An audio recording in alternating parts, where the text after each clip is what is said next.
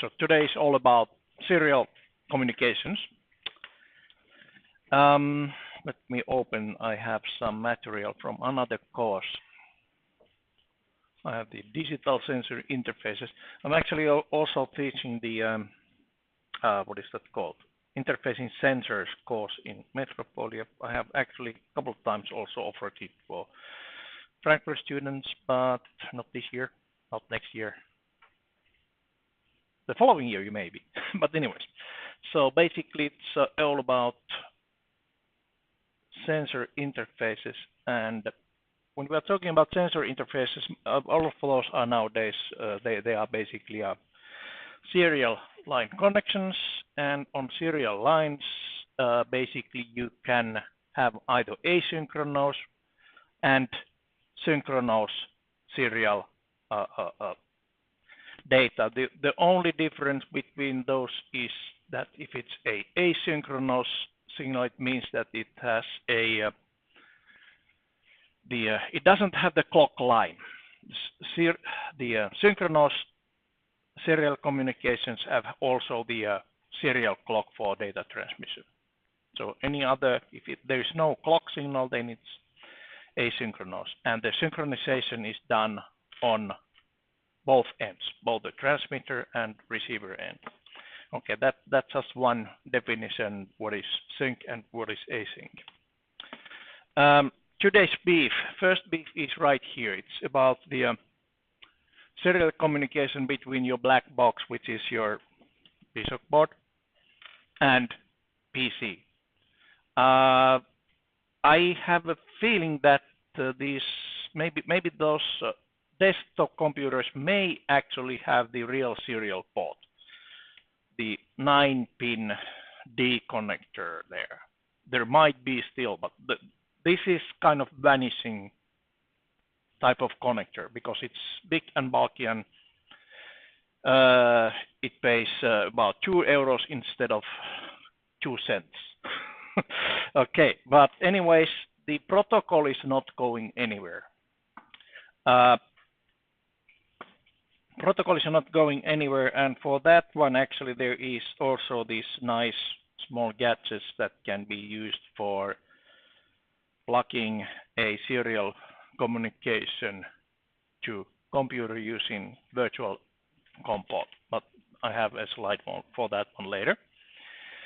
On PSoC circuit, actually, there are several different serial communication blocks there to choose from. Most often, it's the universal asynchronous receive transmit circuit what you are using, or some variant of it. There's only one exception, and that's actually the SPI. SPI is a synchronous data transmission line. Okay, but anyways, that you probably have played with that word in some other course. That's the most common way of, starting a communication between devices. Simple serial line connection. You just set the bit rate, parity, stop bits, and start transmitting. That's the normal way of doing a wired transmission. And in addition to the UART in PSoC, there's also the receive and transmit modules, which are used on all sorts of the data transmission. Okay, so basically, well, we'll go through that later on the demonstration part. But anyways, when we are talking about serial line, that's the most common. Used to be most common, and that's the vanishing kind of serial port, the D9 connector on the PSoC board, and maybe if you have old enough computer, you can find the same from your computer. But if you find a D9 connector from your computer, you might consider buying a new one.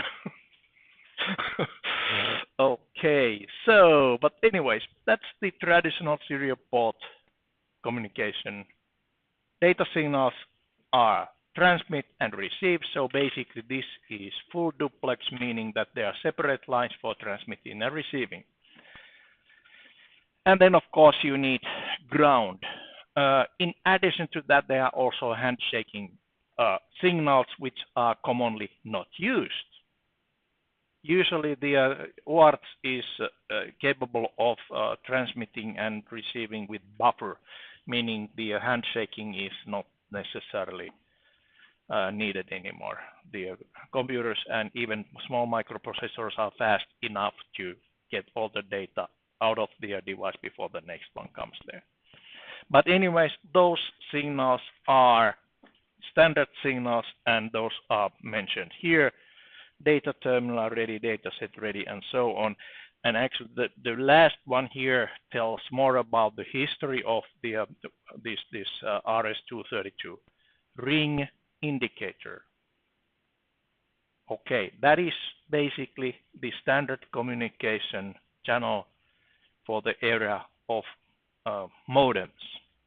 So standard telephone line, and there you have this modem to connect the data to the line, and another modem on the other end, and one end is thus calling to other end, and there is special line ring indicator which then basically sets the interrupt on one end, and well, magic happens.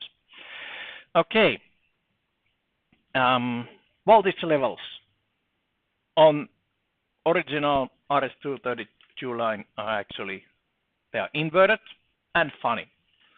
So -15 to -3 volts is logical 1 or idle signal, and then +3 to +15 volts is logical 0. So anything between those. And basically the signal -3 to +3 volts is reserved for the error margin. So nothing happens in between those signals. Of course, there are some receivers and transmitters later on which were designed so that you can actually send single-ended signals, meaning just positive 0 to 5 volt signal level. Some receiver and transmitter circuits are capable of handling those, but that's not part of the standard. This original 0 port uses D connector. If it's a male connector, then it's data terminal equipment, and female is data circuit ending equipment, meaning basically a modem type or the equipment, the terminal type. Okay.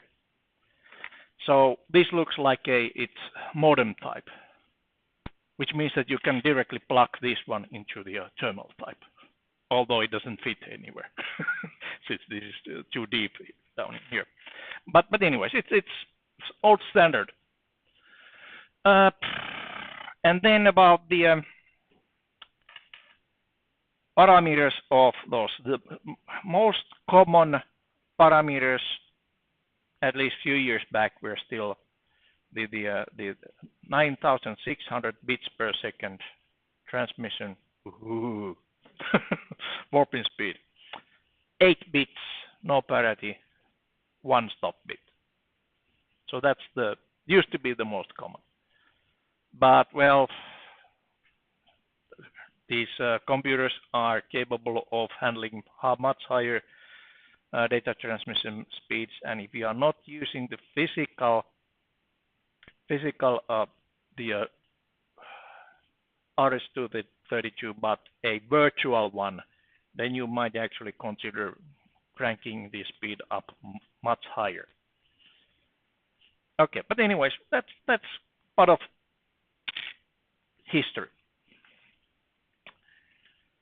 When I was young, when your parents were young. All right. But anyways, the connecting physical devices is very easy. You just take the wires and basically cross them between two data terminal equipment devices. And then provide a common ground. One small thing, of course, because it's asynchronous, you have to agree on what is the bit rate and other parameters. So both ends must know the transmission parameters. There's no other way of knowing how to actually detect the transfer rate.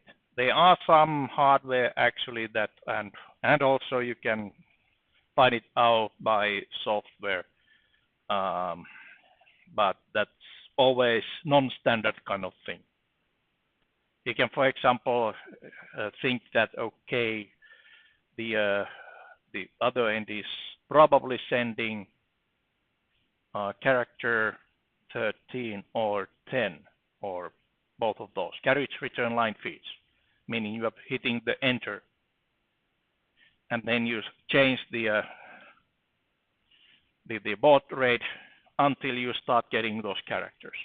That used to be the method the terminals talk with their mainframe computers back in good old days, which were not good. They were just old. Okay, but this is the more modern kind of way. So modern PCs don't have real RS-232 ports anymore, thank God. But basically, there's a virtual COM port. Virtual COM port basically means that you have a USB device, and on USB, one of those the standard devices on USB is the virtual COM port device. So basically, when you connect, for example, the programmer pod part of PSoC 5 board, that works as the virtual serial port. So you can then just wire your the port device of PSoC 1 here on certain pins, and then you basically can start transferring data using virtual COM port. Okay, yeah, don't snap it off from the board unless you have a good reason for it. I just found this one from the box. It doesn't hurt if you just have it attached. Okay, back to the beef. So basically, the previous one was about sending data to PC or receiving commands from PC. The more interesting part is the data communication between digital sensors and this nice black box. Okay, so some serial buses. Usually if a sensor has a serial bus, it's designed so that you can actually attach multiple sensors into one single microcontroller. For example, in cars, you cannot buy a car without CAN bus anymore. That's more or less industry standard. Or some CAN variant, they just call it differently. Yeah, and of course, the Italian ones which don't work. I know, I have Italian motorbike. Okay, so yeah, so that's why you cannot even replace a light bulb anymore. You have to program it to the car computer to recognize, oh, now there is a new light bulb. Yeah, something was better, you know, in good old days. But not cars. Cars are much nicer now. Okay, but anyways, so you have one single the microcontroller, and you get data from several sensors, and as little as possible cabling. That's the biggest thing. You really have to cut the amount of wires in any equipment. Cars, they have more than 10 kilometers of wires. Okay, more than 10 kilometers. CAN bus actually has more or less half the amount of wires needed in cars. So it used to be 20 kilometers. Now it's only 10 kilometers. Okay. So that's one serial bus, one wire, misleading name. Of course, there must be the common ground. Otherwise, it doesn't work. But anyway, the signal needs only one wire to connect, and not just the signal. The most of these one-wire devices are also capable of running on the parasitic power on the line, meaning it just needs usually a one capacitor as the current bank or the charge bank, and then it just needs one single wire to operate, of course, with the ground wire. So yeah, that's as little as you can go with the wired connections. All right. Okay, so this actually has the transmit and receive signals on the same wire, which means that, of course, one device can be only present at or sending data at time, so it means that it has some protocol issues. As soon as you put more than one component, one sensor, you first must go through the device discovery before you can access those sensors. Okay. And okay. Because of the charging properties, there is a downside low data rate. 16 kilobits per second is considered very low data rate nowadays. But yeah, nice thing is that you can actually have lots of devices there. One-wire devices have unique 64-bit addresses. 64 bits. Okay, so that's enough for, let's see, 2 to the power 64. How many devices you can put on the Earth with that amount of bits? I think it's something like 1 per square meter, including all the waters. Not enough. Okay. No, it's not. It's more, right? Someone should calculate, 2 to the power 64, it has a lot of zeros on it. That has, let's see, 2 to the power 10 has 3 zeros, and then, this much. Yeah, so, and then divided by the how many square meters there are in, let's see, what is the Earth's, how many square meters there are in Earth, and divide by that number. And no, the other way around. Divide that number by the square meters per Earth. Okay, that's a lot. But anyways, so I guess we have enough of addresses for the temperature sensors. Okay, that's how the parasitic power thing actually works. So on those devices, you usually have a simple rectifier and capacitor. Well, the capacitor actually I have seen that usually that's that's actually external. But anyways, for example, that one wire temperature sensor we are using, it can be run also on the parasitic power. But as long as we have real power, well, why not to use it? Okay. PSoC. Yes. There is a PSoC one-wire module, and that's how you connect it. You basically have one-wire bus by connecting two pins together. So you have a one-wire user module, and you actually have to connect the physically input and output together. You cannot connect it inside of the device. It's not supporting it. So basically, and then you have this one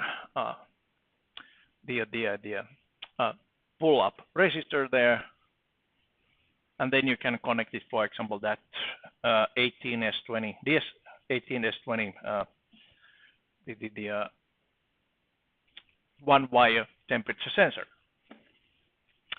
Good.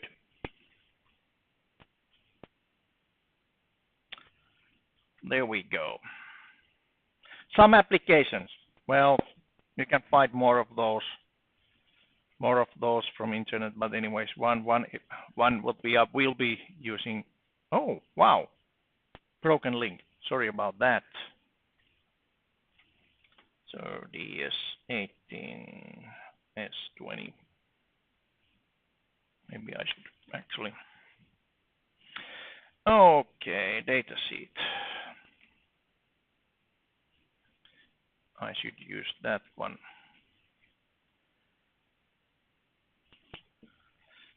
Okay, but yeah, so that's what it looks like. We have this 3-pin version. Again, be careful when you are connecting it. It might actually burn if you reverse the polarity. Might not, but don't mess with it. Don't try your luck. Read the manual. Okay, so yeah, so basically down somewhere in here, actually, we have some description of the memory location, and okay, it has internal registers that you need to read using one-wire protocol. But nothing to worry about, since there actually is the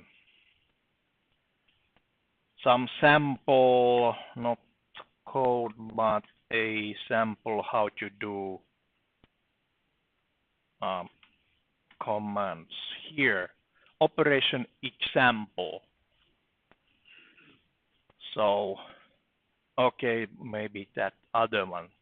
Only one device is connected, and basically this is what you would be doing first. First is your reset, and then basically to check the presence, meaning that you just take a look at the register from your one-wire module. Was there something online? The next one will be issuing some commands and waiting for response. Yeah, so that's basically the protocol how to do it. If you feel like, you know, finding some almost working examples on internet, I don't care. You can do it. I'm sure that somebody has already tried that one. Not necessarily it on piece of one board, but also, well, Arduino. I hate Arduino. Arduino is a toy. It's not used anywhere else except education and toys. You'll be working probably also for German car makers. If I ever buy a German car, I would like to have their not toy parts, but real parts. Okay, just a reminder that in Finland, the last winter on January, we had minus 30 degrees, even in Helsinki. Toys don't work there anymore. Okay, yeah. So, but anyways, so that device you will be learning how to read the temperature. It's not that hard actually. You just follow this protocol. What has to be done? Just writing bytes and reading bytes. And how to get the data, basically, when you read the scratch pad, okay, you will be actually reading 9 bytes out of the scratch pad. And of course, if you're looking at the scratch pad, let's see, where was it? Okay, the temperatures are actually the first 2 bytes, and then the last byte what you are reading has the cyclic redundance check. So without reading all the 9 bytes, you don't know if the data is valid or not. Okay, good. Back to the business. So yeah, lots of one-wire devices available. Okay, another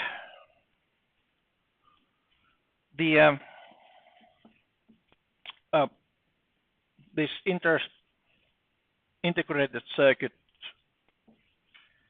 kind of buses is I2C, which is IIC bus, so integrated circuits, meaning between 2 integrated circuits. Originally developed by Philips, but of course, because it's registered trademark, some people thought about in Maxim and other companies, let's call our version 2-wire, but it does exactly the same thing. So it's hacked protocol. 2-wire interface, they call it 2-wire, and they don't need to they don't need to pay to Philips. Life is not fair. Yeah, I know. It's synchronous bus, meaning there is also a clock signal. That one wire is async, internal the synchronization, but I2C has actually clock. Both clock and data line actually are kind of open collector drive with pull-up resistors. So practically, this can be a single master, multiple slave, or multiple master, multiple slave bus, as long as the protocol is somehow managed between the multiple master.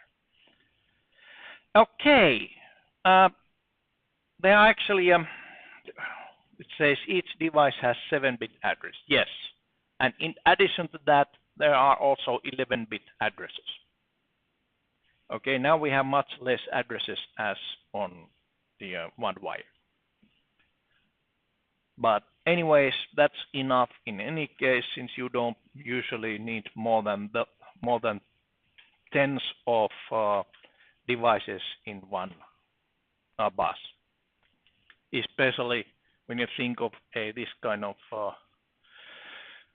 bus which has the its asymmetric line, meaning strong 0 and weak 1 state. Okay, think of longer wires, you're starting to get a lot of capacitance there too, and which means that it's at some point you cannot extend the bus anymore in any case. Okay. Yep. Communication. Looks like that. So basically,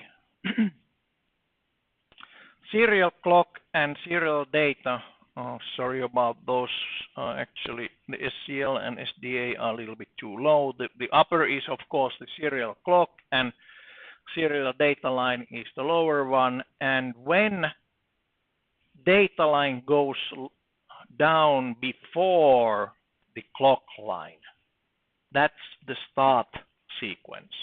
Then all the devices which are on this I2C bus actually are listening. Okay, what is the address? So next, the this master sets the address byte.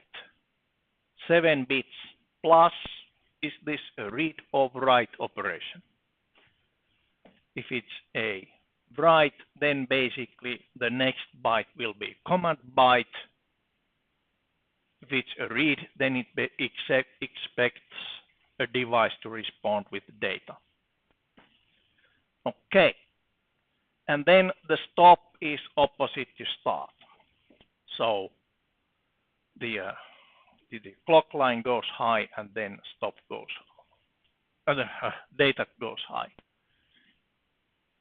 When sending data, basically, let's see, does it show it? No, it doesn't show it totally correctly. So basically,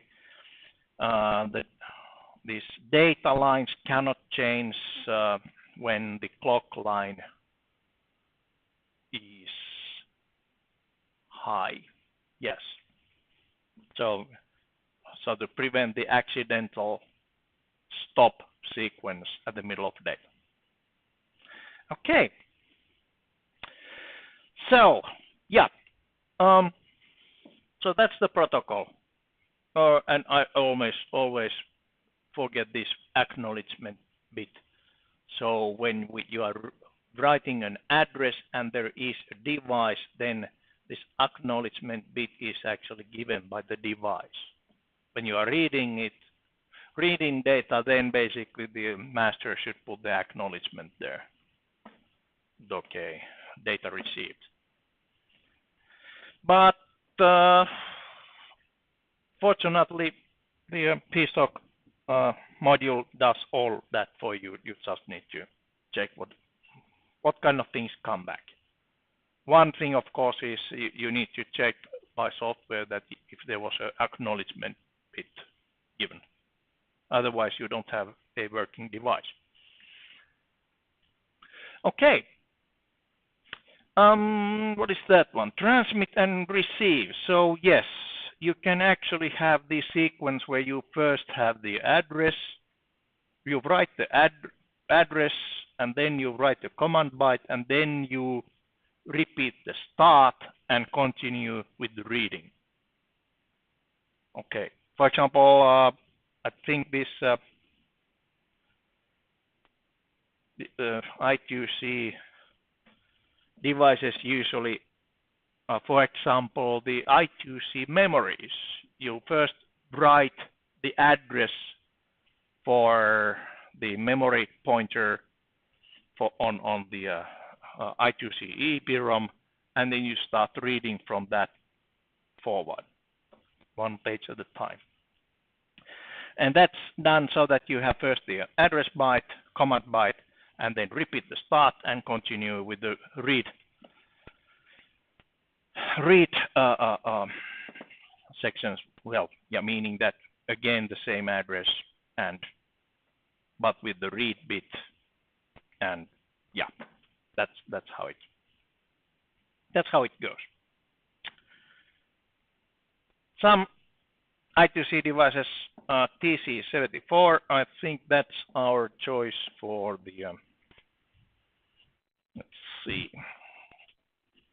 Yes, that's our choice for I2C bus device. I have the TC74A2-5.0 VAT. Yep, 5 pins device looks like that one. It's simple. Why it's like that? These devices are usually connected to some, say, for example, on power electronics to check the temperature of that the heat exchanger. That's why it's on this kind of can. Okay, and then some other examples on I2C. And I already told you about the I2C EEPROM is quite familiar, quite often used in embedded systems as the non-volatile memory. Yeah, I'm not going to that one. Okay, I2C is used not only on this kind of sensors, but for example, on the batteries, smart batteries. Okay, that's how you make sure that nobody changes the batteries themselves. They have to buy the service from a shop, since you need to. There is a serial number which is checked, then you need to do some flashing to get the system acknowledge that new battery. Okay, that's how you get people to buy services. So SM bus, meaning system management bus, is used, I think HP is using and Dell is using those in the smart batteries.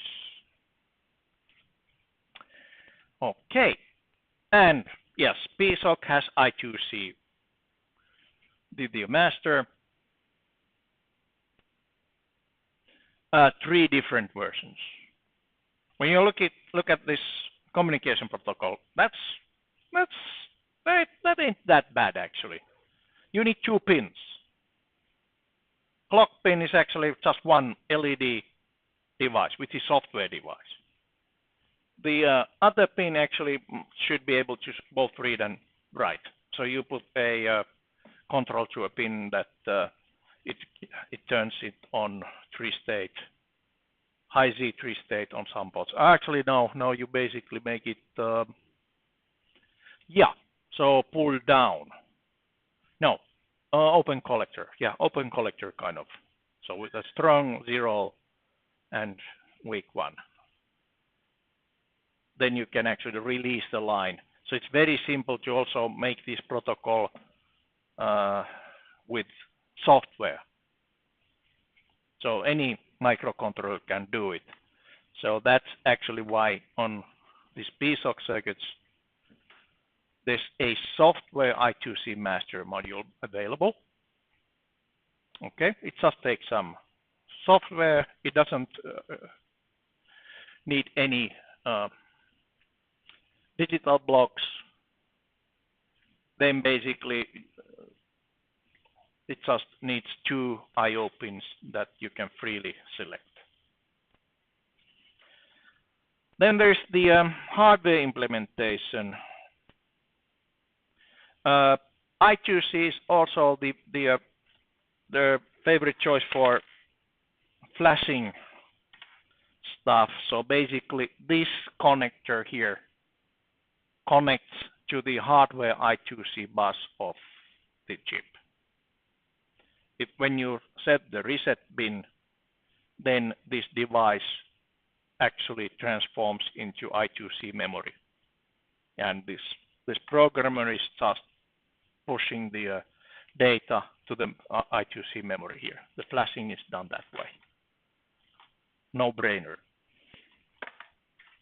That's why these are something like €1 each.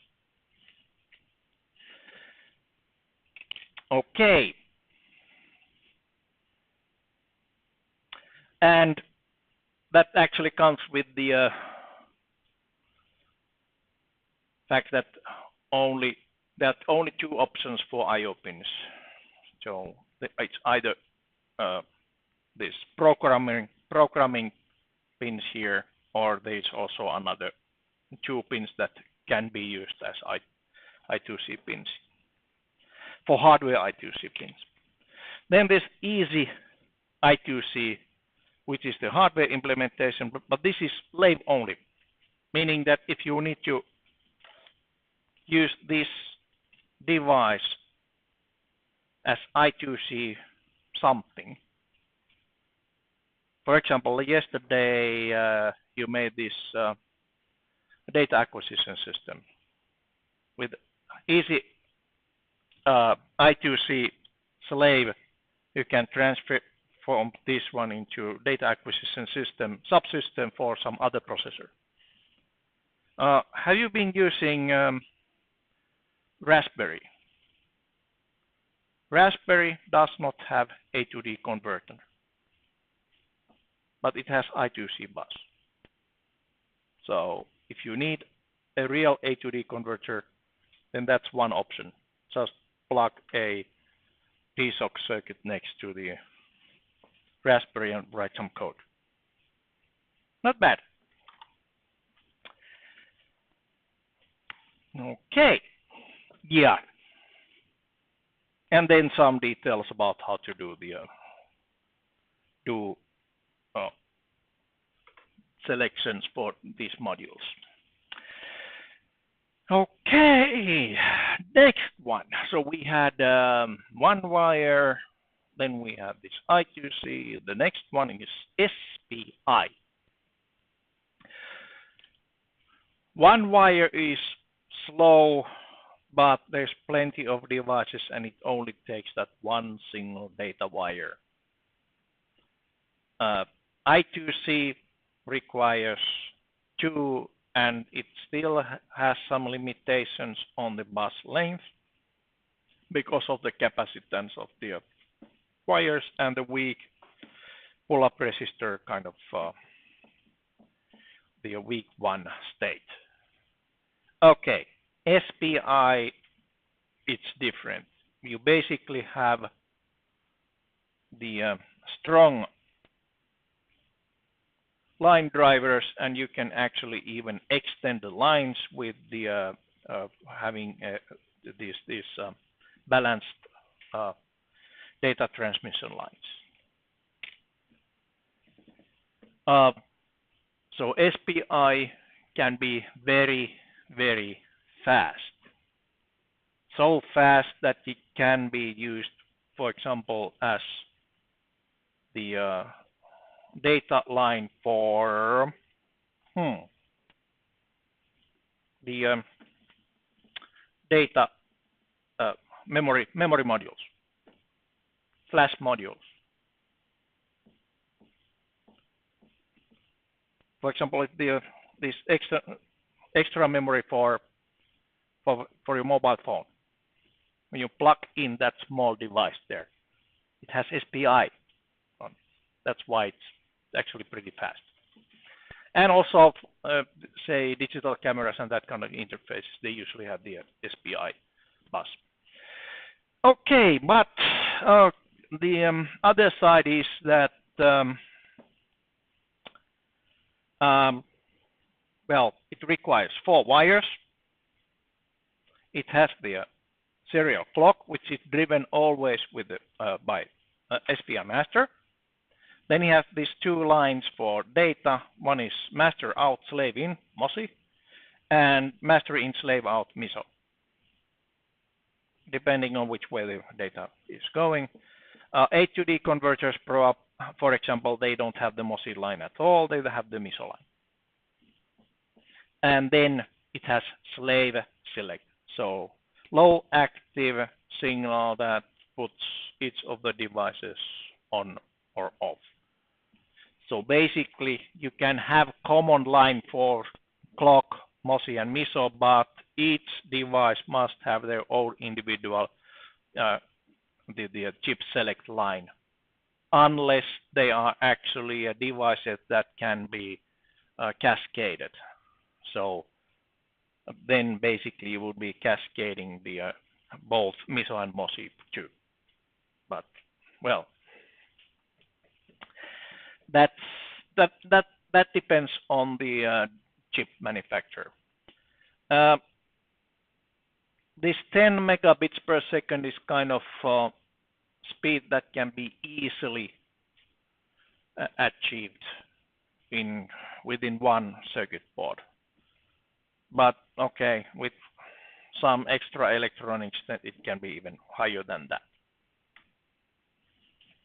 And as I said about the cabling with multiple devices, you can have these the slaves on the same clock, MOSI and MISO, but then both must have separate slave select signals.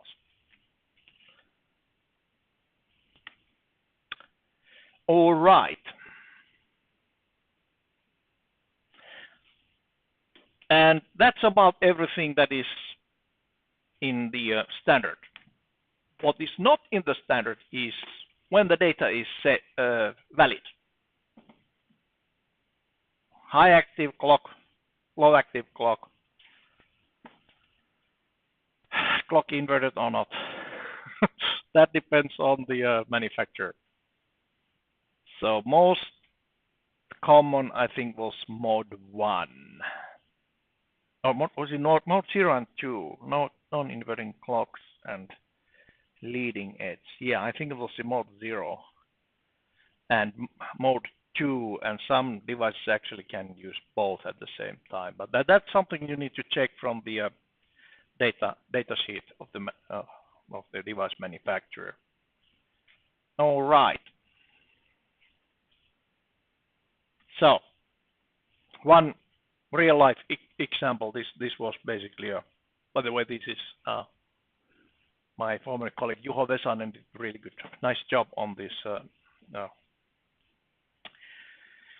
this presentation. I'm just showing it, but this is a real data transaction between a microcontroller and a device. So, okay, serial out, serial in, clock. Seems that in this case we have clock is inverted. We have chip select low active, and then we have serial in and serial out, so that serial in is the MOSI and the serial out is MISO. So chip select low and bits are locked on the rising edge on inverted signal. Okay, inverted clock rate, and that's where the data is sent, and it's the most significant bit first. Okay, and of course there are the depending on the device if it's a more significant bit first or the least significant bit first.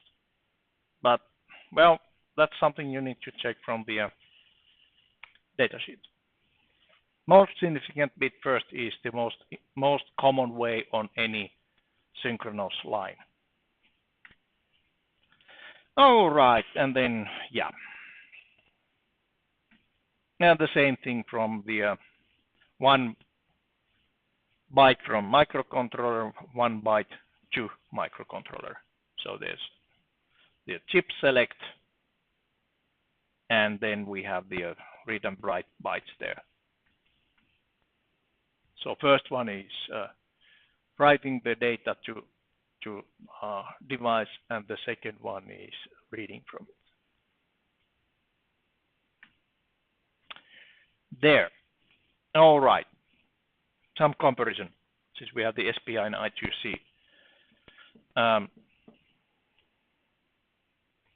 Okay, that's basically partly true.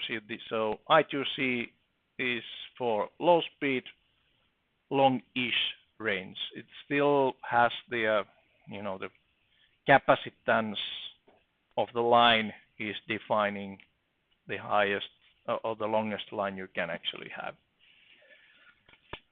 But anyways,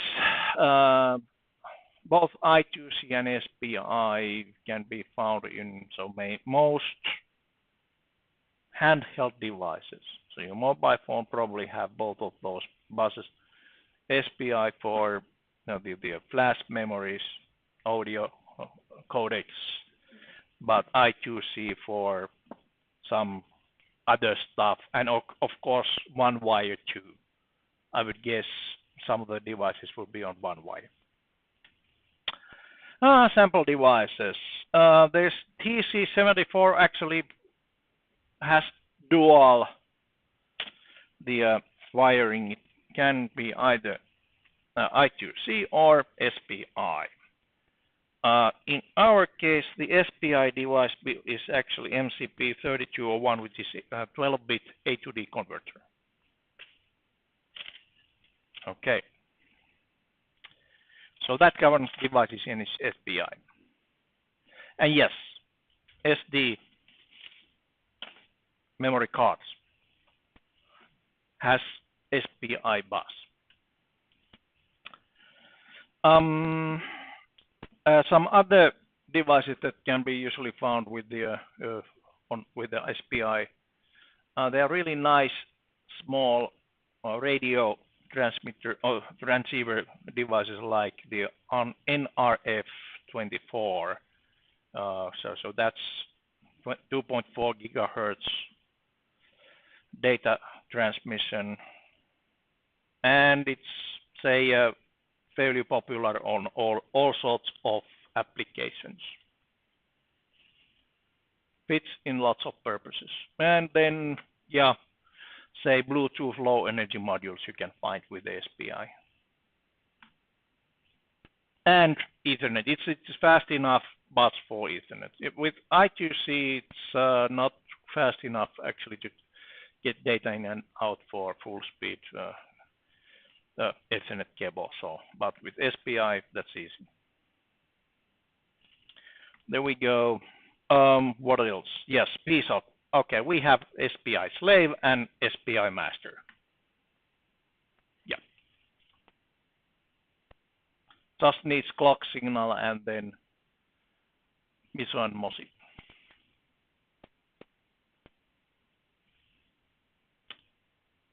All right. Yada yada blah blah blah blah those stuff. That's all. That's all about those things. And next, what we could do is to take a look at the first the exercise. Okay, so yes, exercise. Let me close that one for a while since yesterday.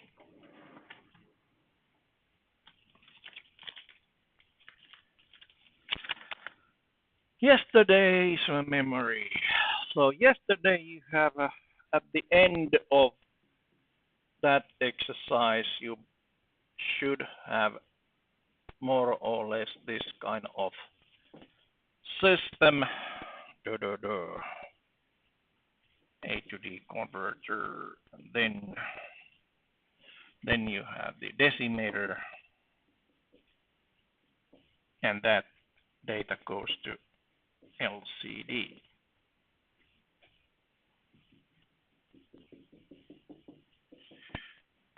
Today you basically go and make a copy of that one. So not starting from scratch, but if you've got something working, you can basically just go and copy that one for the basis and add here the one wire temperature sensor. So this one gives actually that temperature 1, that one gives you temperature 2 with the one wire module on the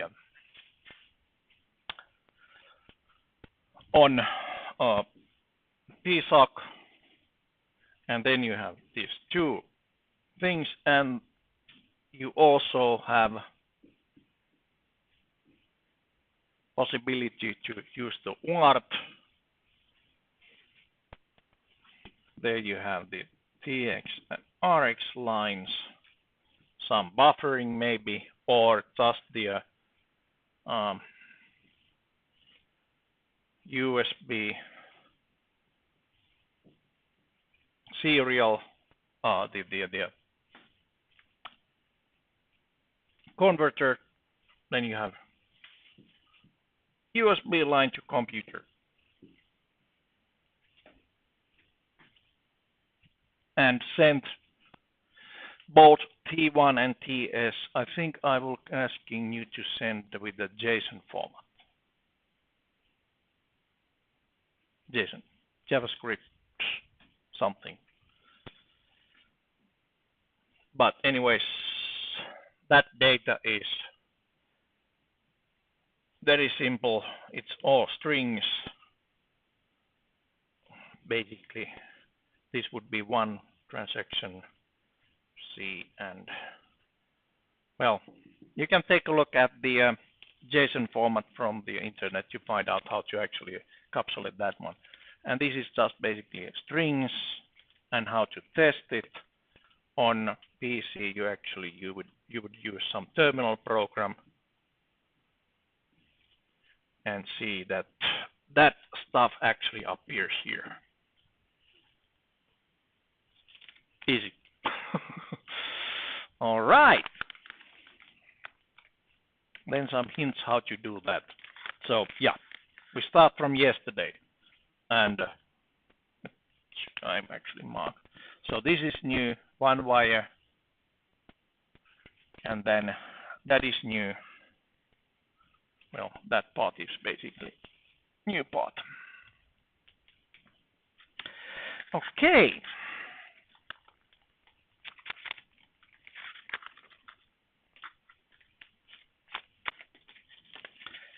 Let's see how all of this is done.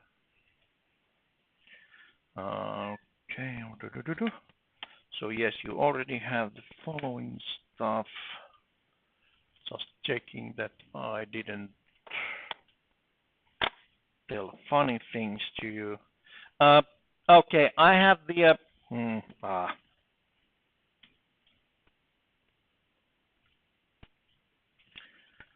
in here I'm actually telling about DS18B22 Plus, which is the latest model of that DS18B20. You actually have the DS1820. So take a look at which device you actually have and take that data sheet, preferably from the manufacturer page, which is our Dallas Maxim. DS stands for Dallas, but Maxim actually purchased the Dallas Semiconductor. So DS1820, but you might actually try to read what it says on that device itself, since this labeling might be also wrong. Okay, but anyways, so data sheet you can find yourself. And you already had the 2 samples per second downsampler for that LM35, which was connected to the display on LCD, and then that one wire sensor to PSoC. There's application now note how to actually employ the one wire. Use these ports 1.6 and 1.7. Okay, which are sorted outside of the circuit. Okay. The device itself, it's slow. So if you try to sample it twice a second, it doesn't work. I think it takes about 800 milliseconds for the data to be ready. Okay, so while the oversampling, actually this LM35 is sampled twice a second. This is done only every other time. And yes, there is add UART.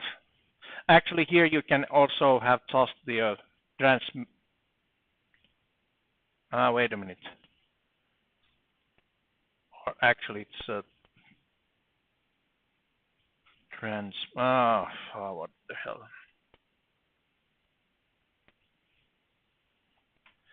Transmit. 8-bit transmit. Either full UART or just 8-bit transmit. Let's see. No. Sorry. Yeah. So basically, the receive. Okay. Receive and transmit means that it's then full UART. So I would guess it would be better to use just a full UART. Then you don't have 2 different devices. But it depends how you allocate those, in which places you can put them. If you cannot put the full UART there, then you can always put it, or usually you can put the separate transmit and receive. All right, and then testing your communication channel. All right, that's one way. Use terminal program. Okay, now the question is what kind of terminal program you have on these computers.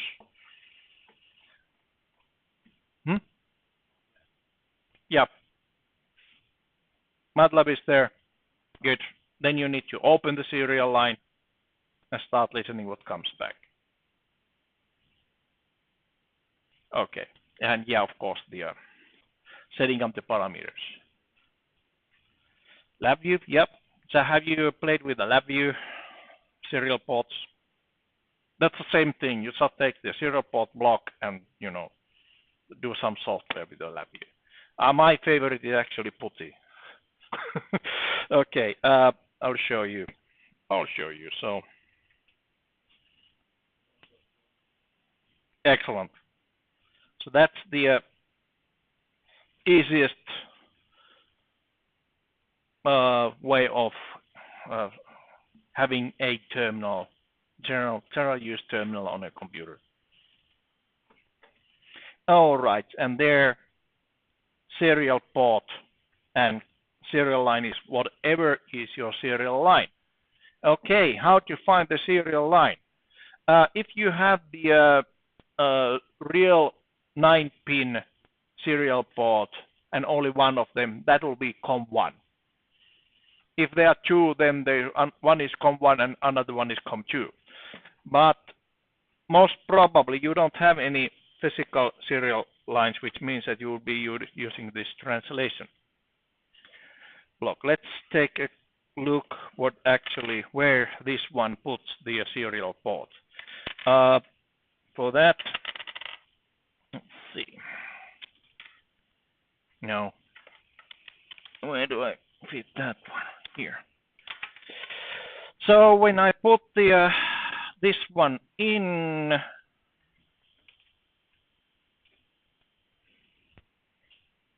it installs drivers, and then actually by using the device manager.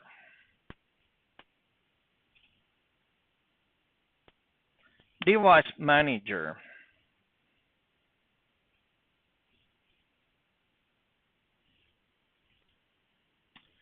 Okay, lots of network adapters. You can see ports and okay, that's nice. This is called KitProg, and currently it's actually COM13. Okay, one say small caveat on these virtual COM ports is that every time you put a little bit different device, for example, just the serial number of that device is different from the other one, it will renumerate and give it a new number. So when I started a few years back with this computer, plugged my first of these KitProgs there, it gave me COM port 2. 2 years later, that's where I get my COM port now, COM13. Okay. Another thing about that, let's take a look at the parameters. Where did it go? Properties. Port settings. Okay, that tells you what are the current settings for this COM port. You can change this, but then you need to also change this on the other end. So practically plug in that the USB serial thingy, which is also a PSoC programmer actually. It works as the PSoC programmer for those PSoC 5 boards. And yes, it also could be used for the PSoC 1 board.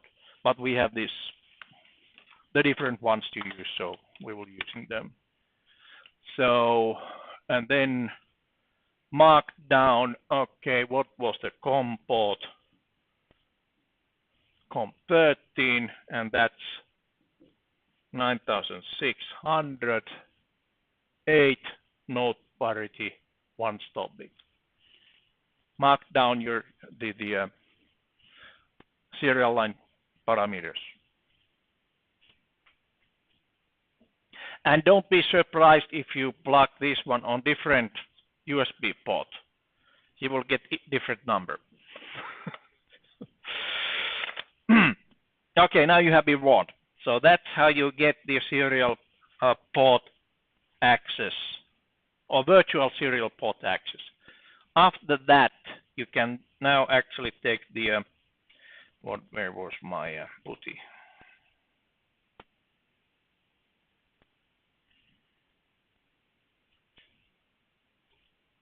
PuTTY, all right, serial port COM13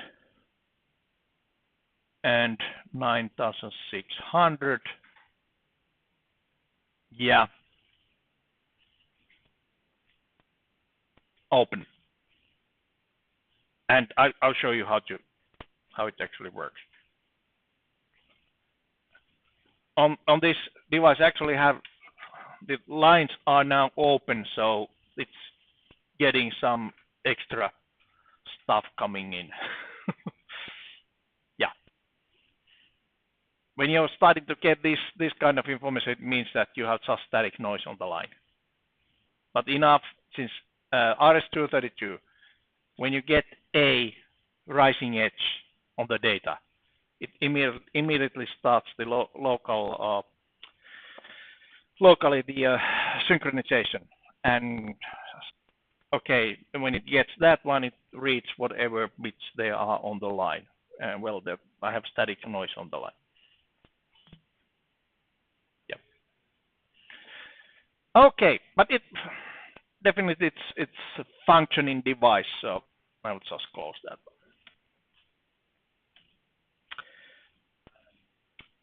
Alrighty.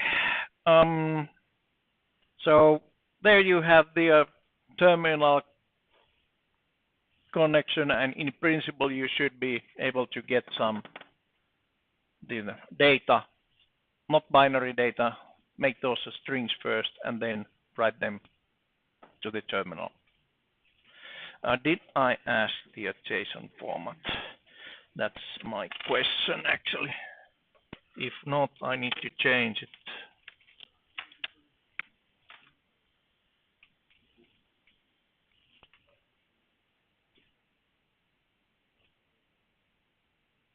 Okay.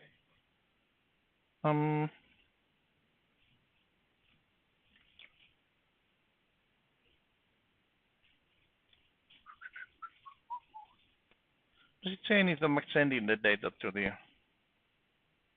Okay, I got it.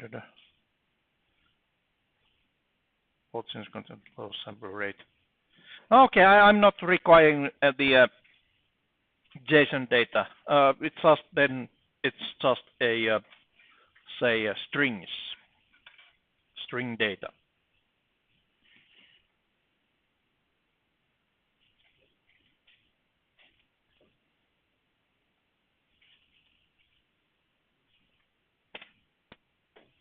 Yes. Otherwise, it's hard to actually interpret.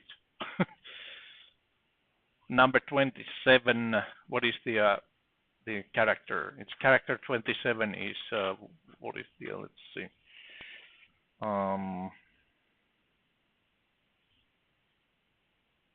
It's nothing.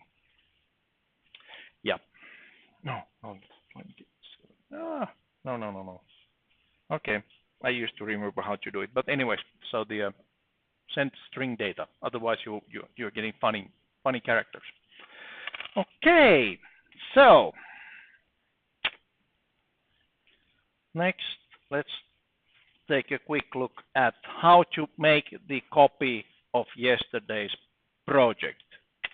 So when you are creating a project, you go to new project, but then actually where it is There, project creation, clone existing project.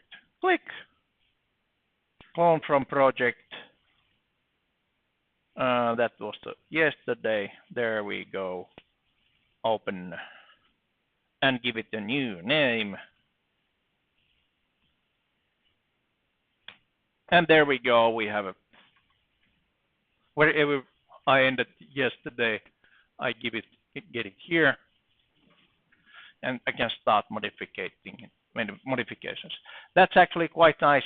On also a trick for the version control. When you have one part working, you make safe copy of it by continuing by first making the clone project and then continue, since it's it's not good idea to break something that works already.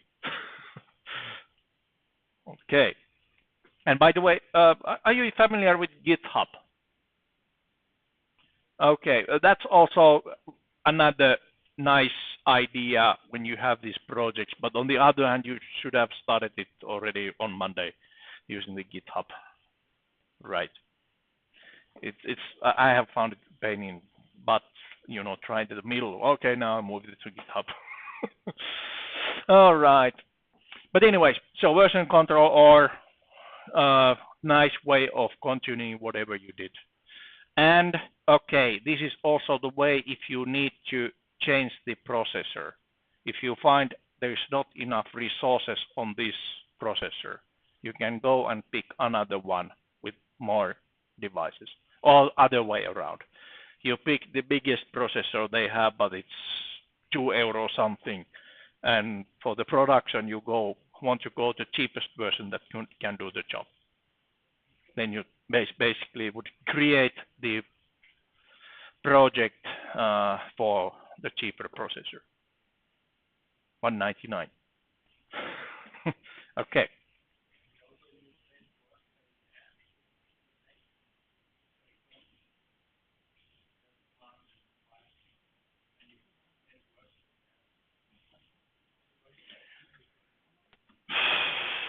I haven't tried that. No, I haven't used that. So that's the safe way, on the creation of the project. Start from the like cloning the old working one. Good. What else? Yeah. Then these blocks, what I used, or you will be using, this one-wire block. Yeah. And datasheet.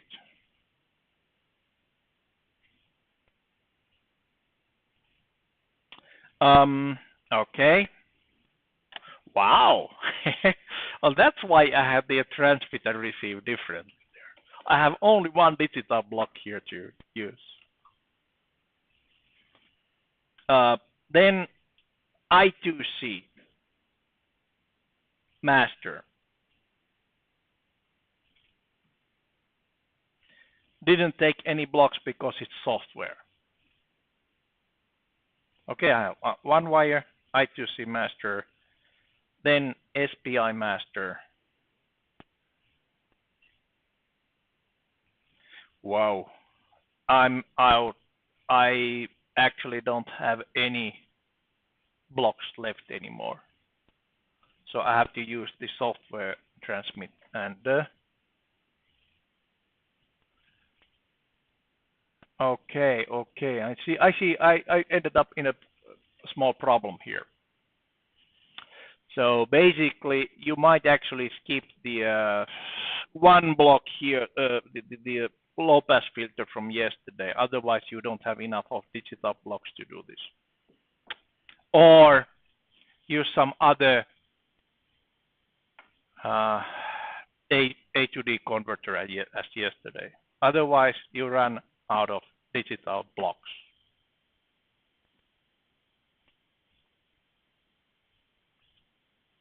See, all of these are used. No blocks left. and we still need to have the UART. And UART is requiring, I think, 2 blocks.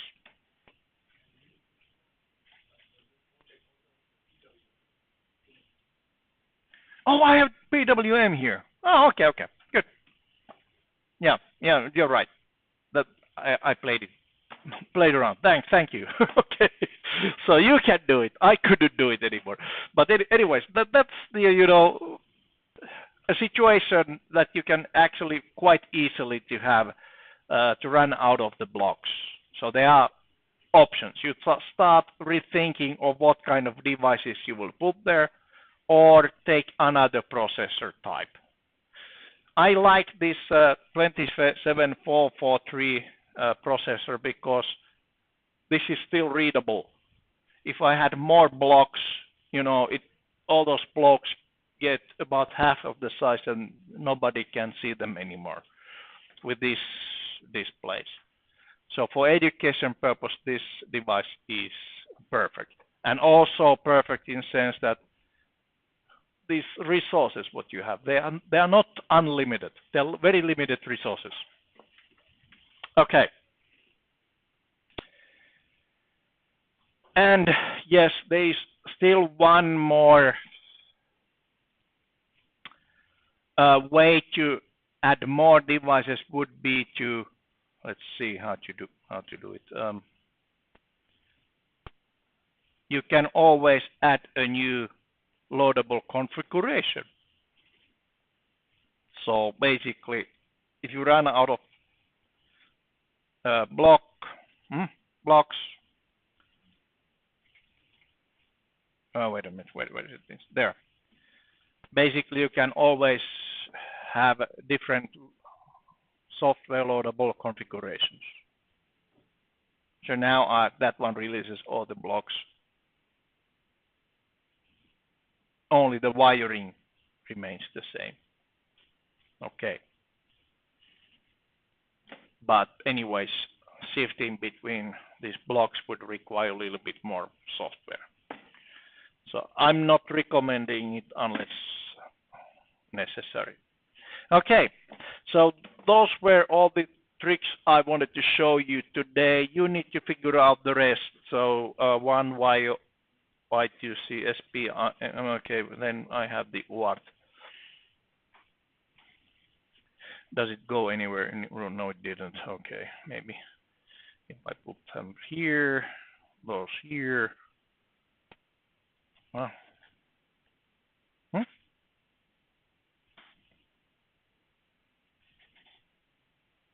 come on, nothing happens.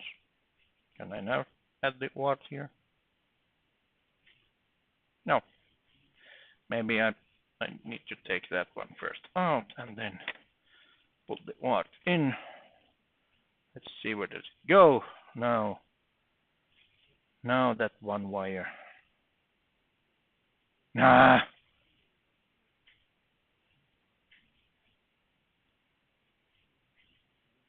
You need to fiddle with the blocks.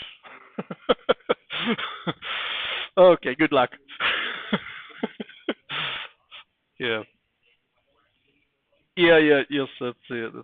Does it? Oops. Wait, one wire here, and then basically. Oh, okay. Now I got it. I can always use that RX8. That should go somewhere. Come on. There. Now actually I can have the software transmit. Okay, that's why I had the in there using software transmit and hardware receive instead of UART. Not enough blocks. By the way, Cypress actually recommends using the biggest processor to start the project. But, well, I'm doing this with the smaller processor for a reason. Good. Yeah, that's one way of putting stuff there. And then, of course, you need to configure everything and write tons of code. And now you probably have lots of questions. But anyways, I will stop with the my recording now.